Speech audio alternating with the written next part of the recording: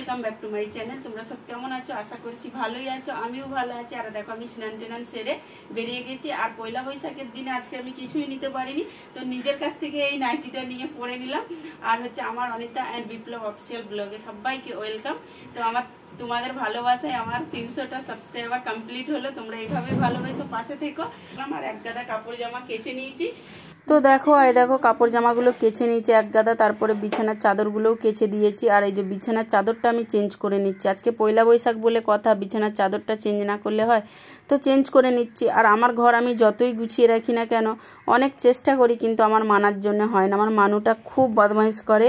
তারপরে মানা সকাল সকাল চলে গেল দুটো ফুল আনতে, আর আমি বলেছিলাম আম নিয়ে আসবে, তো আম নিয়ে এসেছিলো, আম ডাল খাবো তাই। তো এত গরমে এখন আম ডাল খাওয়াটাই উচিত। আর আমি ফোন করছিলাম, সেখানে একটু ভিডিও নিয়ে নিয়েছি, কি বলবো। তো তারপরে চলে গেছি চা খেতে, অনেক বেলা হয়ে গেছিলো, চা খেলাম অনেক।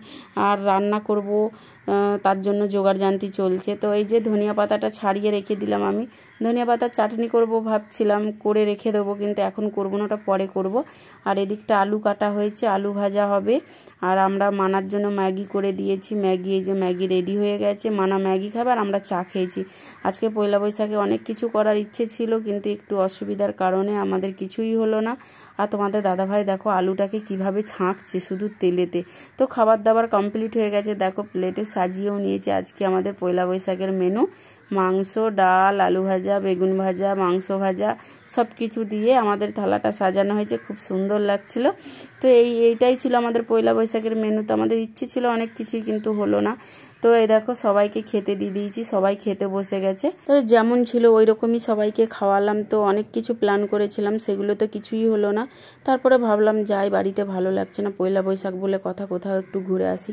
তারপরে এই যে আমি রেডি হয়ে নিচ্ছি, মানাকেও রেডি করে দিচ্ছি। এই যে কি আনছো? কার কার? আমার আর মানার। হ্যাঁ, দুটো এনেছে, দুজন কার। আর এটা কার জন্য? মানা। সবই মানার জন্য।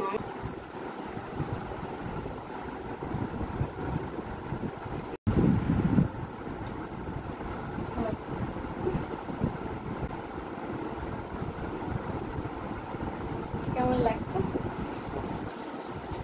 কি সুন্দর মনে লাগছে দুজনকে। আর কি? ওরে বাবা রে, থ্যাংক ইউ।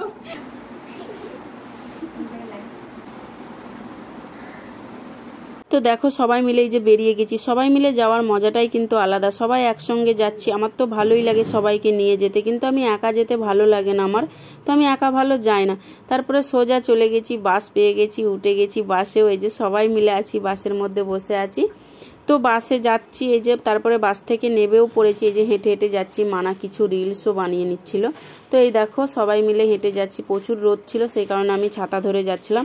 আর এই যে সবাই মিলে হেঁটে হেঁটে যাচ্ছে, তো আমিও যাচ্ছি, পেছনে আছি আমি, সবাই আগে যাচ্ছে। তো গেটের কাছে গিয়ে দেখি না বন্ধ, আমি কিন্তু আগে গুগলে সার্চ করলাম না, অমনিই চলে গেছি। তারপরে কি করব অন্যরকম চিন্তা ভাবনা করলাম। তারপর ওইখানেই পাশে একটা ছোট পার্ক ছিল, তো ভাবলাম চলো ওই পার্কেই চলে যাই। তারপরে অটো ধরে চলে গেলাম ওই পার্কে। তো ওখানে গিয়ে সেরকম বড় পার্কটা নয়, সে ছোট বাচ্চাদের শুধু খেলনা ছিল। ওখানে গিয়ে একটু আধটু মজা করছি সবাই মিলে। দেখো এই যে ঢুকে পড়ছি গেটের মধ্যে, আর বেশি কিছু ছিল না। এখানে একটা সুন্দর জায়গা ছিল, খেলার মাঠ। এই যে সবাই রিলস করছিল ওরা, আর দেখতে বেশ ভালোই ছিল। আর ছোট বাচ্চাদের খেলনা টেলনা ছিল, আমাদের জন্য কিছুই ছিল না, কিন্তু গেলাম। দেখো বাচ্চা কত তো কপালটাই খারাপ ছিল আমাদের, তার জন্য কোনো দিকেই কোনো কিছু হলো না। তার কি করা যাবে, তো ওইখানেই মজা করছি, ওইখানেই মজা করে বাড়ি এসছি। তো দেখো মানারা রিলস বানালো কিছু, আর আমরাও একটু দোলনায় চড়ে নিলাম। বড়দেরও দোলনা ছিল, ছোটদের শুধু নয়, আমি এখানে দোলনাতে দুলে নিচ্ছি, ভালোই লাগছিল এখানে দোলনা দুলতে। দেখো একটা কত বড় মেয়ে, কত সুন্দর। আর ওই লোকটাকে দেখতে পাচ্ছ তোমরা, ওই লোকটাও কিরম দোলনা দুলছে, দেখো বেটা ছেলে হয়ে। তাহলে আমরা কেন দুলতে পারবো না? তো আমরাও একটু দোলনা দুলে নিলাম। তো দেখো দোলনা দোলার পরে এখানে একটু দুটো বেবি খেলা করছিল, তাদের সঙ্গে একটু খেলতে চলে আসলাম আমিও বাচ্চাদের মতো। দেখো আমারও কাজকর্মগুলো কোনো ঠিক নেই, বাচ্চাদের মতো খেলতে শুরু করে দিয়েছি। তারপরে এই যে ও গুবলু খেলছে, তো আমি গুবলুকেও তুলে দিয়ে আর নাবাচ্ছি না, তো ও চিল্লাচ্ছে আমাকে নাবাও নাবাও। আর সবাই এখানে বসে আছে, দাঁড়িয়ে আছে। তো আজকের দিনটা এইভাবেই কাটলো, পয়লা বৈশাখটা। তো আর কি করা যাবে, আমাদের কপালটা খারাপ, তো সেই কারণে এরকম হচ্ছে।